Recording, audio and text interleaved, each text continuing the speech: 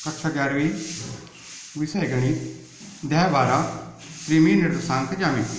त्रिमीय निर्देशांक ज्यामिति। अब हम अगला देखते हैं कि विभिन्न ज्यामितीय आकृतियों के बीच की दूरी ज्ञात करने के लिए उसके बीच में संबंध क्या होता है, उसका गुणधर्म क्या है।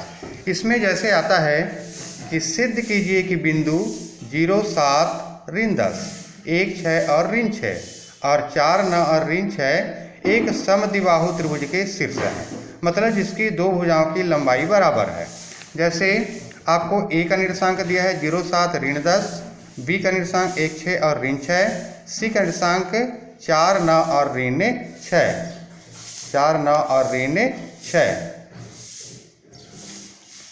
अब देखते हैं कि ए और बी के बीच की दूरी। ए का निर्देशांक 0, 7 और 10, बी का 1, 6 और 6। वर्गमूल x2 - x1 का whole square plus y2 - y का whole square plus z2 - z1 का होल स्क्वायर मारते जाएंगे तो वर्गमूल के अंदर 1 ऋण 0 का वर्ग, 6 ऋण 7 का वर्ग, ऋण 6 धन 10 का वर्ग। तो ए बी बराबर 1 धन 1 धन 16 बराबर वर्गमूल 18 या आया 3 वर्गमूल 2। इसी तरह से बी और सी के बीच की दूरी ज्ञात करते हैं। चित्र में बी और सी के बीच की दूरी ये निकलता है वर्गमूल 18 या 3 वर्गमूल 2। सी और ए के बीच की दूरी ज्ञात करते हैं तो आता है वर्गमूल 36 या बराबर 6। इससे स्पष्ट है कि ए बी भुजा जो है बी सी भुजा के बराबर है, इसलिए त्रिभुज ए बी सी एक समद्विबाहु त्रिभुज होगा। ये आपको सिद्ध करके लाना था। ऐसे त्रिभुज जिसकी दो भुजाओं की लंबाई बराबर हो। इसी में दूरी के सूत्र में आप चलते हैं। चतुर्भुज में सिद्ध कीजिए कि ऋण 1, 2 और 1, 1 ऋण 2 और 5, 4 ऋण 7 और 8, 2 ऋण 3 और 4 एक समांतर चतुर्भुज के शीर्ष हैं। समांतर चतुर्भुज का गुण होता है कि सम्मुख भुजाओं की लंबाई जो है बराबर होती है और इसके विकर्ण जो होते हैं असमान होते हैं। ए और बी के बीच की दूरी। चित्र के अनुसार सर ए और बी के बीच की दूरी, ए का निर्देशांक ऋण 1, 2 और 1, 1 ऋण 2 और 5। वर्गमूल x2 - x1 का whole square plus y2 - y1 का whole square plus z2 - z1 का होल स्क्वायर। x1 बराबर ऋण 1, y1 बराबर 2, z1 बराबर 1, x2 बराबर 1, y2 बराबर ऋण 2, z2 बराबर 5। इसलिए ए बी बराबर 1 धन 1 का होल स्क्वायर धन ऋण 2 का होल स्क्वायर धन 5 ऋण 1 का होल स्क्वायर। तो आगे इसका मान वर्गमूल 36 बराबर आ गया 6। इसी तरह से बी और सी के बीच की दूरी देखते हैं। बी और सी के बीच की दूरी वर्गमूल x2 - x1 का whole square plus y2 - y1 का whole square plus z2 - z1 का होल स्क्वायर। x1 बराबर y1 बराबर z1 बराबर आपको मान दिया गया है। तो बी और सी के बीच की दूरी निकालते हैं तो वर्गमूल आता है 83। इसी तरह से सी और डी के बीच की दूरी ज्ञात करेंगे तो सी और डी के बीच की दूरी भी सूत्र में मान रखते हैं। समान रखने पर इसका मान आता है 6। इसी तरह से ए और डी के बीच की दूरी ज्ञात करते हैं। तो ए और डी के बीच की दूरी का सूत्र जब ज्ञात करेंगे तो इसका मान आता है वर्गमूल 43। अर्थात ए सी बराबर आपको विकर्ण की लंबाई ज्ञात करते हैं तो विकर्ण में ए और सी की लंबाई बराबर आता है वर्गमूल 99 और बी और डी बराबर आता है वर्गमूल 3। तो ए बी बराबर सी डी और बी सी बराबर A D. A C not equal to B D, क्योंकि इसके सामने की भुजाओं की भुजाओं की लंबाई बराबर है और विकर्ण की लंबाई असमान है, तो दिए गए एक समांतर चतुर्भुज के शीर्ष हैं। यही आपको सिद्ध करके लाना था। समांतर चतुर्भुज के बाद आते हैं आपका आता है अंतःखंड सूत्र। अंतःखंड सूत्र बिंदु के निर्देशांक ज्ञात करना। जो बिंदु x1 y1 z1 x2 y2 z2 को मिलाने वाली रेखा को m1 अनुपात m2 के अनुपात में बांटता है। इसको भी हमने पिछले अध्याय कक्षा में पढ़ लिया है। मान लो बिंदु R, P तथा Q है। मिलाने वाली रेखा को PQ जो है m1 अनुपात m बांटता है। तो x y समतल पर PL RN और QM खींचा गया, लंब खींचा गया, तो खींच दिया गया चित्र के आधार पर।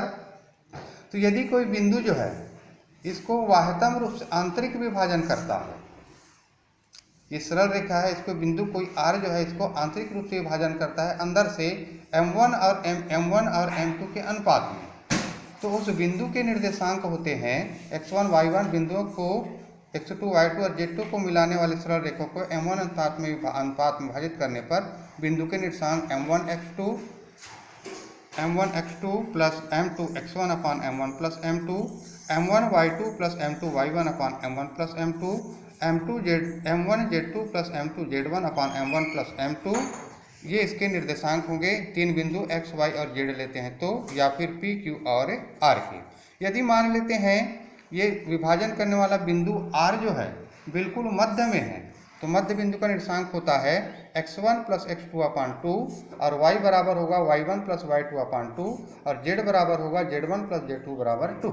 अर्थात मध्य बिंदु के निर्देशांक होंगे बिंदु x1, y1, z1, x2, y2 और z2 को मिलाने वाली सरल रेखा के मध्य बिंदु के निर्देशांक x1 + x2/2, y1 + y2/2, z1 + z2/2। इसी तरह से कोई बिंदु, जैसे ये सरल रेखा है, इस रेखा पर ये a और ये b है और बिंदु a और q है, तो कोई बिंदु जो है इसको बाहर से यदि आंतरिक विभाजन करता है m1 अनुपात m2, तो बाह्य विभाजित करता है तो x बराबर m1 x2 - m2 x1 अपान m1 - m2, y बराबर m1 y2 - m2 y1 अपान m1 - m2, z बराबर m1 z2 - m2 z1 अपान m1 - m2। ये 3 निर्देशांक हुआ आंतरिक विभाजन, मध्य बिंदु के निर्धारण और बाह्य विभाजन। अब आता है त्रिभुज का केंद्र। किसी त्रिभुज के शीर्ष, ये त्रिभुज a, b और c है, शीर्ष है x1 y1 z1, b का निर्देशांक x2 y2 और z2, c का निर्देशांक x3 y3 और z3। तो इसके केंद्रक के निर्देशांक होंगे x1 + x2 + x3/3, y1 + y2 + y3/3, z1 + z2 + z3/3। ये केंद्रक के निर्देशांक। माने त्रिभुज ABC है, इसकी भुजा B और C का मध्य बिंदु D है। मध्य बिंदु को शीर्ष A से मिलाने पर मान लेते हैं ये रेखा जो है इसको 2:1 में विभाजित करता है, क्योंकि केंद्रक जो है हमेशा 2:1 में विभाजित करता है। इसी तरह से बिंदु A और C का मध्य बिंदु है, और इसी तरह से A और B का मध्य बिंदु को सम्मुख शीर्ष से मिलाते हैं, वो उनका मध्य बिंदु जो है उसका केंद्र कहलाता है। तो केंद्र के निर्देशांक हो गए। अब इसी में आता है केंद्र के निर्देशांक के बाद प्रश्नावली का हल।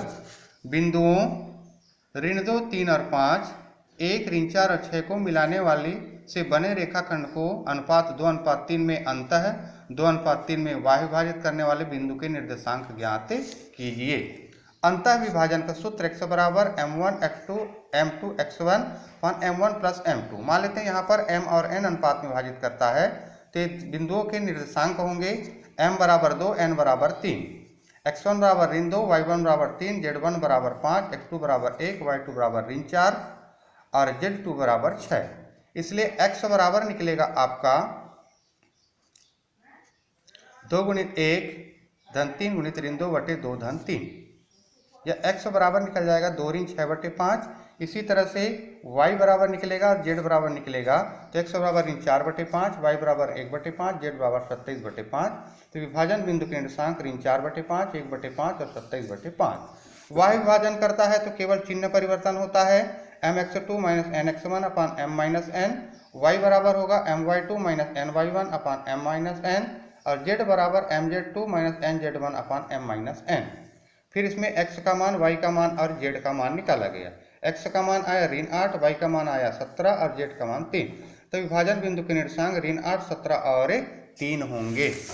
इसी तरह से बिंदुओं 1, ऋण 2 और 3,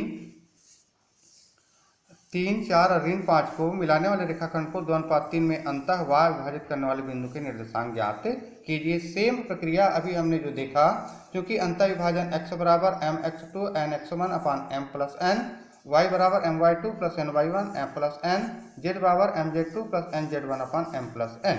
सूत्र में केवल मान रखते जाना है।